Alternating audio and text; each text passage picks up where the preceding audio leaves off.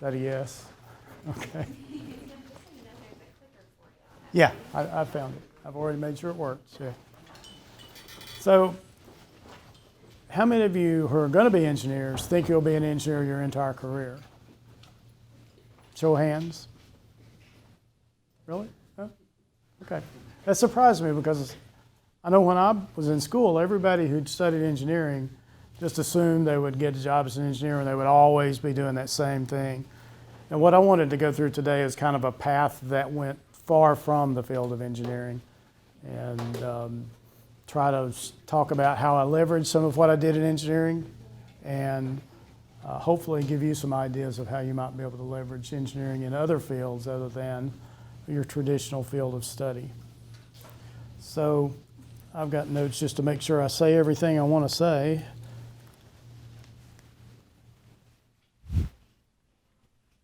Here's the path we're going to walk through today. We're going to talk about my start here on campus and moving to the career from that. The early engineering roles that I had at AT&T, how we transitioned to business from there, using some of the engineering logic in business and applying to business issues, how I ended up transitioning into marketing analytics. We'll talk some about customer segmentation, which is something you may or may not be familiar with, but it's an interesting field to talk through. And I want to talk about CRM, customer relationship marketing, and how we use data science to do that. And finally, the evolution of marketing, how marketing's moving from an analog world to a digital world, just like the network moved from analog to digital. So, do you like that? The little connection between the two. I just realized that it did. They warned me that it was going to do that, and I still managed to touch the screen. So I actually interviewed on campus with Bell South, the company that hired me. So I interviewed on campus and was hired about 3 weeks before graduation and went straight to work right out of school. About 3 weeks after graduation, I started work. Started out as an outside plant engineer, which again is interesting in that they don't even have that role anymore as an employee. That job's gone. They do it with consultants now, and they don't even have employees that are called outside plant engineers. But I'll talk a little bit about what I did, just to kind of give you some background. And I ended up spending 28 years at Bell South and AT&T. So I was at the original Ma Bell AT&T. Does anybody recognize the term Ma Bell? That's another sure sign of age. So, and I don't know if I even want to go into too much detail here, but there used to be just basically one phone company, and it was AT&T. And they had a complete monopoly. It was local service and long-distance service, and people get confused when we talk about long-distance service because they go, I don't know what long-distance service is. But used to, if you called from Chattanooga to Atlanta, it was a long-distance call, and you paid per minute for that call on a landline phone. Now with cellular phones, there is no such thing as long distance anymore effectively. So it's kind of interesting how the network changed, but I was there when it was the original AT&T. The government divested it, it became Bell South. And then later on, towards the end of my career, Bell South and Southwestern Bell combined into a single company and reformed AT&T. So that's what the AT&T that you see today is really Bell South and Southwestern Bell. That were two of the original Bell operating companies with some others that they had acquired over time to recreate Bell South. Another test of age, how many people remember Singular Wireless? Anybody remember Singular Wireless? So that was Bell South and Southwestern Bell again, who had a joint venture for a wireless company called Singular Wireless. And I'll share one more AT&T story about that. When AT&T acquired Bell South, Ed Whitaker was the chairman, and he came to came to Atlanta to talk to us about the merger. And Singular Wireless was probably the largest share of any of the wireless companies and had the best reputation. But Ed Whitaker decided that we should be changing the name from Singular Wireless back to AT&T Wireless, which at the time had a horrific reputation. So he came and met with us and said, does anybody have any questions about the merger? And I said, I have a question. He said, we've spent billions of dollars, literally billions of dollars, branding Singular Wireless. Why are we going to change the name to AT&T Wireless? And he said, because it's my company and I like the name. So I shut up and we went on. And nobody else asked any questions that day. But I worked in engineering, I worked in regulatory, I worked in finance and forecasting, and I worked in marketing. So pretty much covered everything that they had to do over that career. So I actually went to work in network engineering. And again, I've got that little catchphrase about analog to digital. It was a really cool time to be there because we were moving from traditional copper network that was a pair of wires from an analog switch all the way to the consumer with an individual pair of wires to every one of those consumers with analog voice going over that wire. That really started to rapidly change. And we started putting in first subscriber carrier, which is just using digital transmission to move the switch a little bit farther out into the field, but later on starting to use fiber optics. And I was fortunate enough to be the project manager for the first loop application in Tennessee for fiber optics. That was at the, and I've crossed out the word, it used to say New Hamilton Place Mall, but I forgot that was 30 years ago when they built the new Hamilton Place Mall. But this is a kind of a picture of what we put in. There's a controlled environmental vault there. You can see pretty good size structure that actually sits underground, and all the electronics serving the mall are inside this concrete structure. And then it has a top part that sits back on top of it, and it's covered up with dirt, and you have a small opening at the top. And all the electronics that the fiber goes into are all underground and in a controlled environment. Keep in mind that was 32 years ago that we were doing that. So in a lot of places they're just now putting fiber in the loop. This was really a big step for us to do this in an application where it went to the end user. Another project that I worked on was we replaced the largest analog central office switch in Cleveland, Tennessee. It was the largest at that time. The building was 4 floors of mechanical analog switches, which were called step switches, and they literally had 10 terminals, and they would move to connect to one of the 0 to 9 digits, and that's how it connected a phone number. When you dialed the phone number, even before touchdown, when it would go, you'd dial a dial, y'all don't remember dial phones, and it would go, and the pulses were counted in the central office, and that step switch made the connection. So that was 4 floors worth of step switches, replaced with a box about the size of that table right over there. 40,000 lines were switched out of that. And again, this was in 1985, so that was a pretty big step for us to go with something like that for digital. So I moved from there into the engineering staff in Birmingham. Worked on Bell South's first practice for facilities analysis planning, which is the economics of, do I replace a cable or do I continue to maintain the cable? So pretty boring stuff, but you have to do it. And it was, we put together basically some cookbook measures of ways to do the facilities analysis planning, decide when cable needed to be replaced. And probably my highlight there was I was doing that in the mid-'80s, and they asked me when we would use fiber to replace cable in the loop on a regular basis for just for the maintenance of it. And I told them 1998, and all of my bosses said, don't say that to anybody because we're going to do it a lot sooner than that. And the actual practice that said they would replace it was 1998. So I was proud of that one, but nobody else agreed with me on that. I also wrote the first Bell South practice for ISDN deployment. Anybody in here know what ISDN is? No? It was the predecessor to DSL, and it was like top speed of 128 megabits, and we were just, it was phenomenal. It was 128 megabits per second. We were just excited to death. Kilobits per second. 128 kilobits per second. So we were excited about it. It was the first digital loop data transmission, but now it's been replaced for many years by DSL. But again, something I worked on early. So that kind of gives you a feel for my early career. Anybody have any questions so far?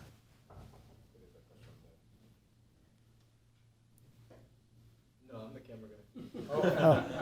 Yeah, I almost asked him a minute ago, and I realized what he was doing. So I worked for about 13 years in network and worked on some really cool stuff. But after a time, it's time to try something different. So I moved to forecasting in Nashville and started to work on some of the things they had were very manual processes. We started to automate them. Keep in mind, this is a time we were just now starting to put PCs on our desk. So we didn't do any kind of database work. We did everything with paper and pencil, and it's scary stuff to even think about today. But I started to do some using databases to start to automate a lot of those processes. And moved from that into trying to get them to use statistical analysis in forecasting, because they didn't. There was a whole lot of, I just kind of think this line's going to go this way. There wasn't anything like, let's look at the past data and predict whether what. They didn't do that. And I've got another example I'll show you later on where they, even when they did it, they didn't quite understand how to do it. So it was an interesting time to be doing forecasting, because everybody was just now beginning to understand how to use data. And it was a pretty fun time to be there, but it was frustrating as well. I did a little bit of work in regulatory. For a couple of years, worked in regulatory, which was a great opportunity to really understand what goes on behind the scenes in the company. But then they put together a new forecasting group in Atlanta, and I went back to forecasting and moved to Atlanta. I worked in a group called Small Business Services, which was they had a consumer unit, they had a small business unit, and they had a large business unit, and I worked in small business. We'll talk about that as we go through this a little bit more. But in that role, I had the chance to start working in customer modeling, which is the data science work that we were doing, so propensity modeling and starting to predict how customers would behave. And we'll talk about that a little bit later as we go into it. And then I ended up following my forecasting boss into marketing. Probably the best career move I ever made was going to marketing. And I never thought I would say that going in. And if you asked me before I went to marketing if I thought it would be a great career move, I would say you're crazy to do it. It was a great career move for me. So it worked out very well for me. So let me make sure I didn't miss anything on that last slide. Hang on one second.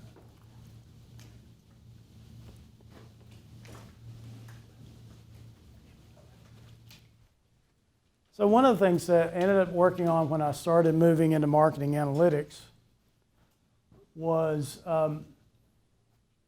helping management understand why revenue did what it did. So I spent a lot of my time explaining why we missed our revenue, because we missed our revenue a lot. And I'll jump ahead a little bit, because that's another slide where I talk, well, did I hit too soon? Yeah, I did. I hit too many clicks. That's why that didn't make any sense when I was looking at it. So the cartoon there, if you can't read it, the cartoon says, our company lost $900 million last quarter. Your job's to make it look like the best thing that ever happened to us. I actually had to do that in several meetings where I was trying to explain why that miss was a good thing. But it's just never a good thing to have a $900 revenue miss. But this next chart kind of shows an example of why we had a miss like that.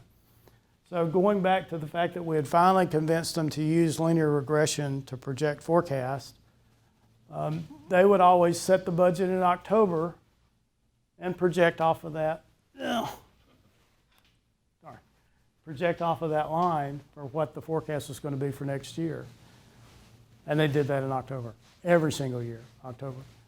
And they never took into account what really happened to our revenue in November and December, which was invariably on the business side, not consumer, because the consumer side actually had an uptick in December. On the business side, because small businesses went out of business in December, you'd have a downturn every single year. And it wasn't hard to figure out, but they never looked at it. They just looked at October and went, great. And so what happened on January 1, when we started tracking our revenue, we had a miss on January 1. And in the wonderful world of recurring revenue, which is what the phone company is, January 1st is the worst possible day to have a miss because it is $100 short on January 1, February, March, April, May, every single month you've got that miss repeated, so it compounds dramatically. And so we finally convinced them, see, their trend was perfect. The slope of their line was exactly right, but they were just starting at the wrong point. So on January 1, we were already behind before we even started selling.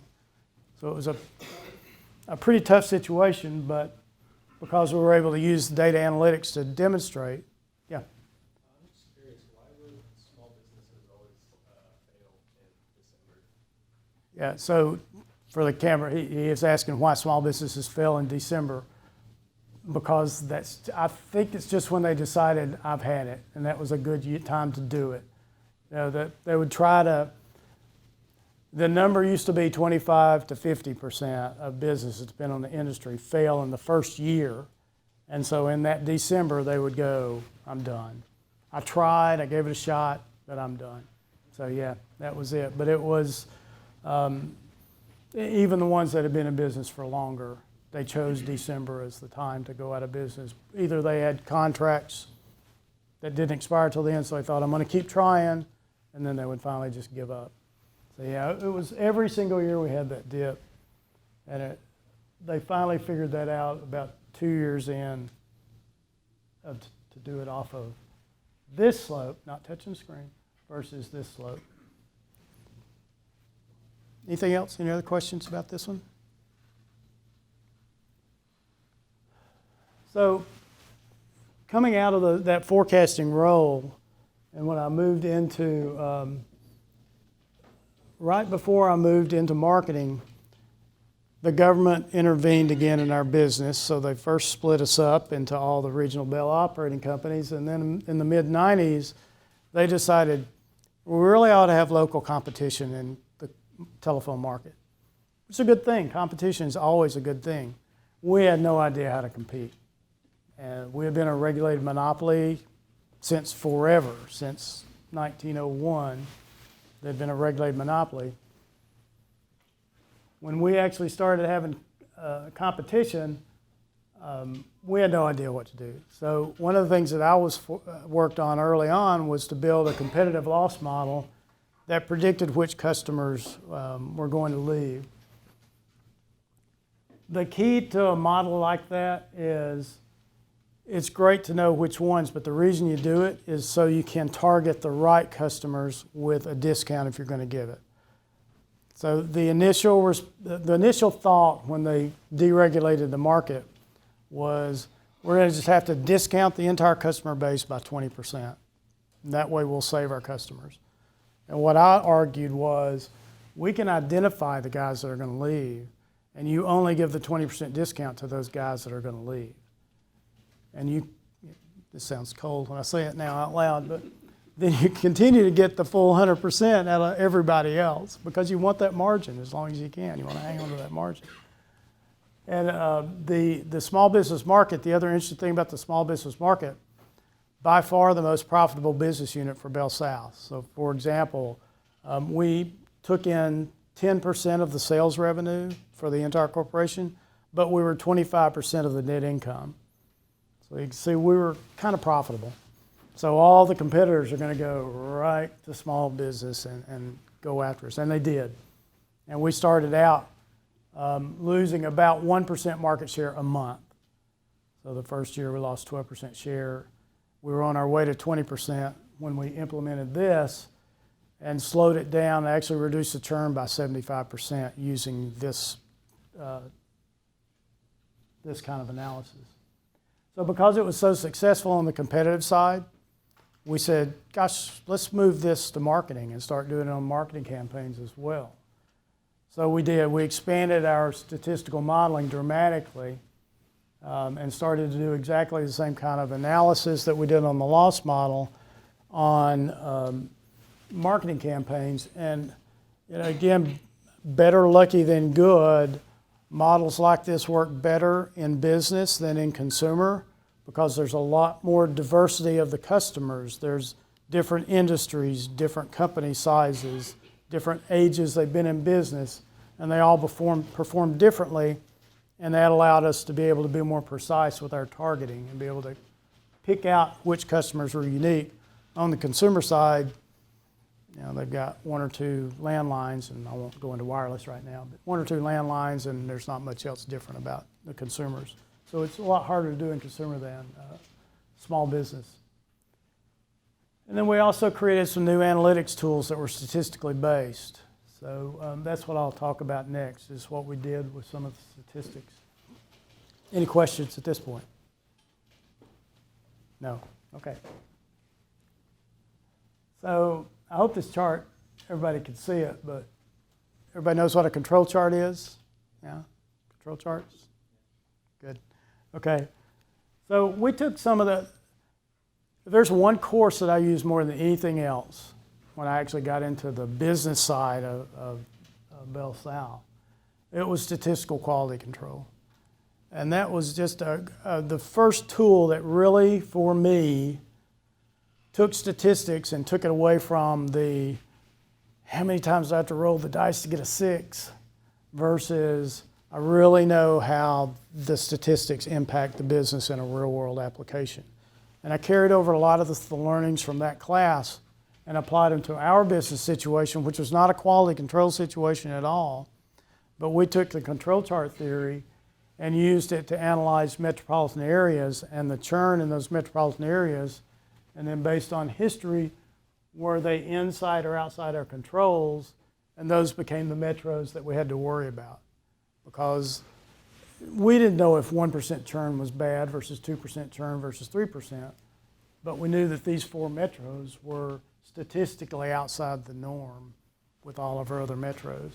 So we applied some of the traditional quality control techniques to non-quality control situations and gave us a way to effectively not just measure it, but be able to communicate to executives why we needed to act in those 4 metros.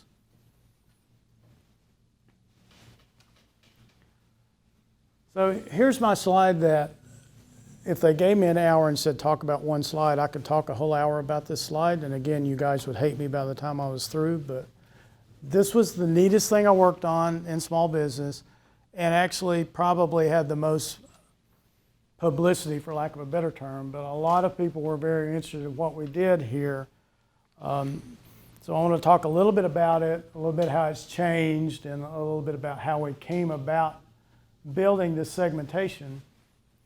But it also is an example of how, when you're an engineer, you have to learn to market what you're doing. So when I put this together, I presented it for about a year with these nifty names called Segment A, Segment B, Segment C, Segment D, Segment E, and Segment F.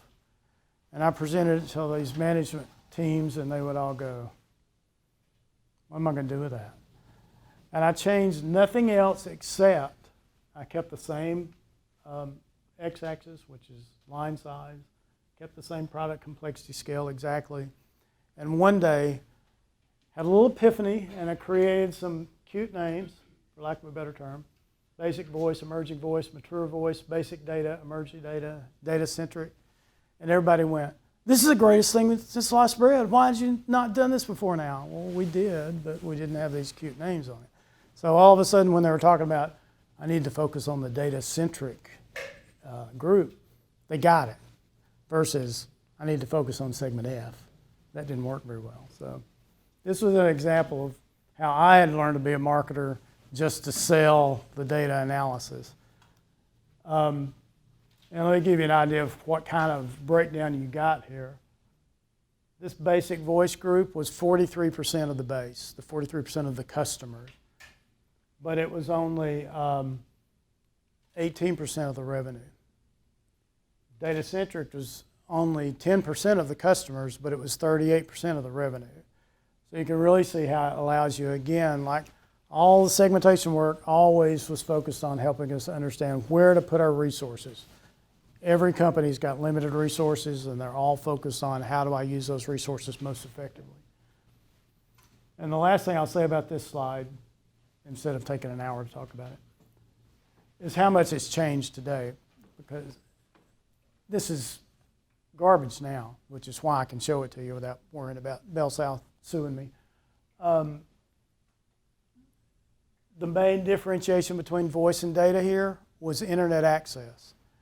And I was probably in 100 different meetings presenting this and made the statement, yeah, the beauty shop and barber shop and beauty parlor are never going to have internet access. And everybody go, yeah, you're right, you're right, you're right. So they're down here in basic voice. Well, now we know 95% of those guys have internet access, right? So a little bit wrong on that one, but at the time it was true. And then, you know, on top of that, wireless just completely changed this whole picture. Everything's different on small business with wireless. It's just a completely different product set for everybody with wireless out there. Any questions about this one? This is the best one to ask me questions on because I can answer it. So like line size, I'm guessing that's like kind of like how much data is like going back and forth between the business, and then product complexity, I guess, is like how much data analysis they use. I don't really understand like that. Yeah, so it's wanting me to describe line size and product complexity in a little bit more detail. So line size here, in this case, really was number of landlines that they had in service. So the number of analog voice lines at this time. And then the product complexity went from the access line through wireless and DSL and into the complex data products. So it was really, data was the differentiator on that vertical access, but size of customer essentially is the differentiator on the line, on the other line. So nowadays we have data and voice all together. So what do you do in that case? Any ideas? Yeah, I mean, the product set's changed. So again, this would probably look differently, although I guarantee you that you can lay down either a 2x2 or a 2x3, one of the two. You could still lay it down, and you probably could just replace line size with bandwidth and get exactly the same kind of segmentation, and it would fall out that way because small businesses just operate that way. Certain industries have a particular size of, they need a particular size product, and whether that's by number of lines or by bandwidth, it's still the same need. That's one of the other interesting things I'll say about business. Again, I think it was fortunate that I was able to work in business versus consumer.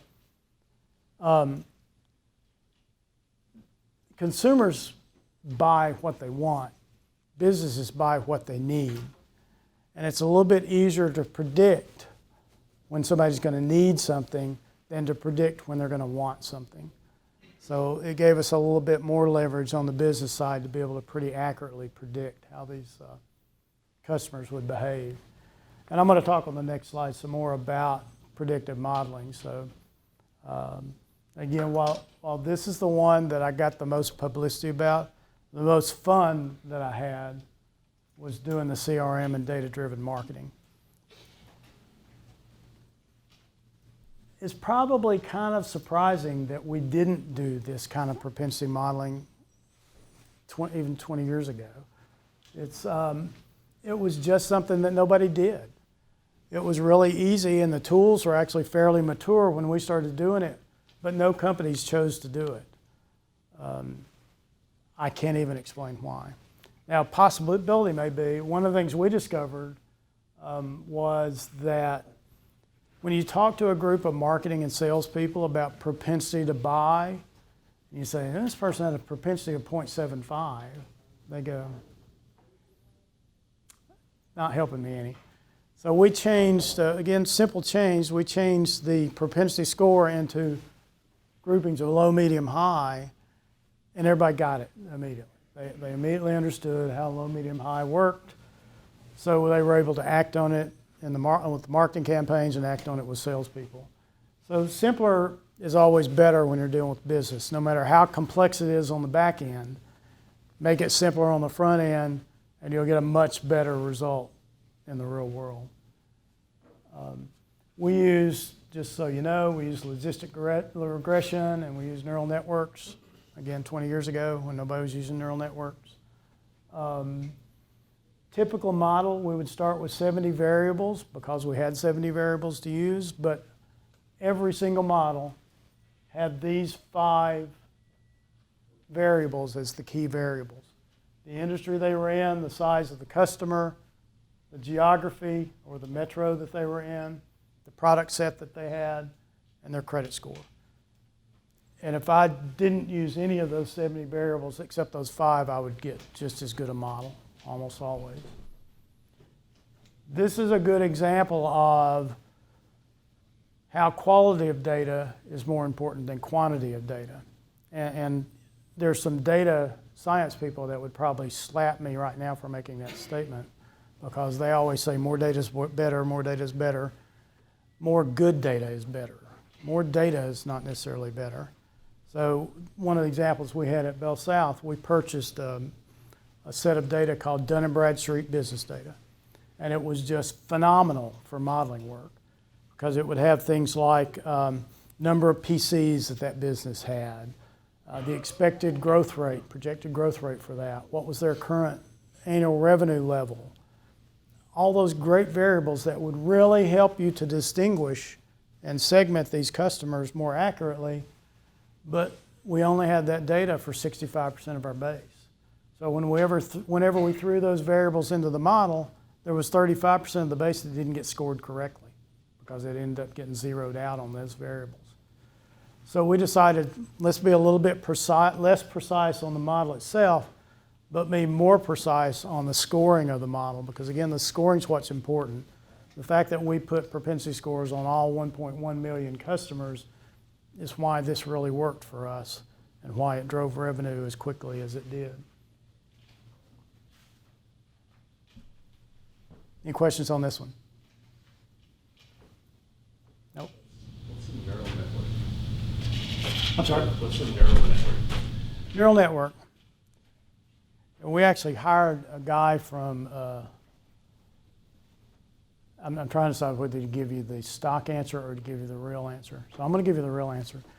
We hired a guy from the University of Cal Berkeley to come work with us for 2 weeks in Atlanta about neural networks. And I said, this is Dr. Rashi Glasser. Yeah, Glasser. And I said, Dr. Glasser, just tell me one thing. Forget all this stuff that I keep reading about neural networks. What's a neural network really do? Just give me an honest answer of what it really does. What a neural network really does is take all of those different statistical techniques and applies all of them and sees which one was the best. That's really all it's doing. Now you'll hear all these people talking about, well, it's making these connections of the synapses between the, yeah, it's really just taking different statistical models and seeing which one gives you the best result. So it's still falling back on logistic regression in some cases. It may fall back on linear regression if that happens to be the best model. So it will pick the model based on the results, but you don't have to go through all that analysis. You're pushing a button and say, run through all those for me and let me know how it comes out. Yeah. How did you come up with these 5 or 6 variables here to be the most important one? Was there a sensitivity analysis, or which one was the 6th one that was not that important? So we used all of them, but these were the 5 most important, but we'd use the ones that were even less important in the model. But when you talk about it, you probably explain the variation, probably 85% of the variation with these 5. So it's, it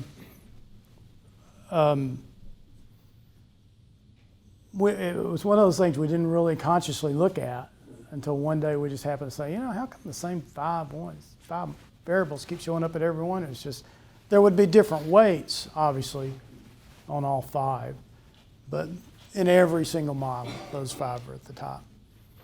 So some of the other things that aren't on here is like the age of the customer, Or I should have been prepared to answer this a little bit better. Income, I'm sorry? income, revenue? Well, we didn't necessarily, we tried to keep it to our own internal data, so internally, we didn't necessarily know their sales income. We knew the number of employees usually for them, but we didn't know their actual income. I'm trying to think of something else good, and nothing's coming to mind. I should have prepared on that one a little bit better, but don't have a better answer on that one. Anything else on this one? All right. So we talked a lot about the conversion from analog to digital in the network. We've also got a conversion that's probably 75% occurred on the marketing side, where marketing is moving from analog to digital. What drove it? Cost and coverage. It's so much cheaper to get great coverage with digital than it is traditional. And when I say traditional, I mean like outbound call center, direct mail. Just it costs a lot of money to do those things. But the good thing about those old techniques, and I'll talk about the comparisons as we go through it, they were very easy to measure effectively. So when I do a direct mail campaign, I can have a control group that I hold out, and I can compare the actual results to the control group and see how much lift I get from my campaign, and it's a real number. You can't do it on the digital side. They talk about clicks and eyeballs, and they never make the connection on the digital side to the actual end sale. And I want to make sure I don't miss the robocalling. I got to talk about robocalling. I talked about outbound calling briefly. Robocalling's killing outbound marketing. Nobody answers the phone anymore. So we're forced to go to digital because outbound calling's dead. Nobody can afford to do direct mail anymore. So everything's email, banner ads. It's just the reality. So you got to figure out how to do that targeting that we used to do on the traditional side in a digital world. The good news is, now that the network's becoming more and more broadband, then all those crazy dynamic IP addresses are no longer dynamic and they're static IP addresses. So when we look at an IP address, we know who that IP address belongs to. That wasn't true even 5 years ago. But now you know pretty accurately when you see an IP address who somebody is. So we can start to apply exactly the same targeting techniques that we used in traditional marketing to digital, and start to do the same kind of analysis to see what my ROI looks like in digital. So it's something that people used to say you couldn't do. Now you can do it. It's just digital is really catching up on the targeting and analytics side. So not only is it cheaper, but hopefully now it's going to be just as effective. And that's the other thing. Nobody cared about it, how effective digital was, because it was so darn cheap. If I can hit a button and send 400,000 emails, what do I care if it's effective or not? And it doesn't cost me anything to send those 400,000 emails. I cringe whenever I say that, because I can't imagine doing that. But that's what everybody was doing. But now it's getting better. It's getting better. Any questions about this one? How are we doing on time? Okay. Wow. So let's talk a little bit about digital tracking. I've stood up here for 40 minutes talking about a Bell South career. Now I left Bell South 10 years ago. So for the last 10 years, I've been doing consulting work, and that's primarily on the healthcare side. I worked for Kaiser Permanente, Dignity Health, which is a 40 hospital group on the West Coast, and HealthGrades, which is a search engine optimization and CRM company for healthcare marketing. That's the company where we started learning how to use those IP addresses, and they've actually got a tool now that's a pretty effective tool for doing that. But here's some of the early analysis we did when I was at Dignity Health to start to understand search engine optimization and how much search you need to buy. So we were using a tool at Dignity Health called Patient Direct Connect. Catchy name. And all it did was when you go in and search for, if I'm in Atlanta and I search for orthopedic surgeon, it would pull up health grades to the top of the Google algorithm. They had broken the Google algorithm and managed to get to the top 90% of the time. Not every single time, but most of the time. And when you click on that health grades link, you would go to a site that have a list of doctors, but the number to call for those doctors was our call center at Dignity Health. So when they called from a search, they called us. So we knew who they were, we knew what they were calling about, and we could from that point track them all the way from the search to that phone call to transferring them to a doctor to an encounter if they had one. And the fascinating tool about that fascinating fact about the Patient Direct Connect tool, 5% of searches led to calls. I didn't believe these numbers, but they turned out to be exactly right. 50% of the calls get transferred to a doctor's office. 33% of every one of those calls to a doctor's office ends up being an encounter in the hospital. So that you've now taken all the way from a random click on a banner ad or in a search box all the way to the actual encounter in the hospital and can make that tie as to who that patient is, so you know exactly how your campaign worked. And so what we were doing here was looking at the correlation between a ratio called search to call, what percentage of searches led to calls. And you can see as it declines, ROI goes exactly along with it. It follows almost perfectly. We did this on all 40 hospitals, and on 39 of the hospitals, the lines look just like this. They followed in parallel perfectly. So what it allowed us to do, because I was at Dignity Health at the time, it allowed us to go back to health grades and say, look, I'm below 5% on my search to call ratio. I'm spending too much money on your search and I'm just throwing it away, so I need to reduce my search. And they couldn't argue. They're not supposed to argue with the customers anyway, but they would. But when we laid down the actual data in front of them, they just kind of shrugged their shoulders and said, sure, you're right. We need to cut back on the search. So it saved us a lot of money, gave us effectively the same ROI. And it's just an example of all of those old-time tracking techniques in analog really do work on the digital side, just like they did in the analog world.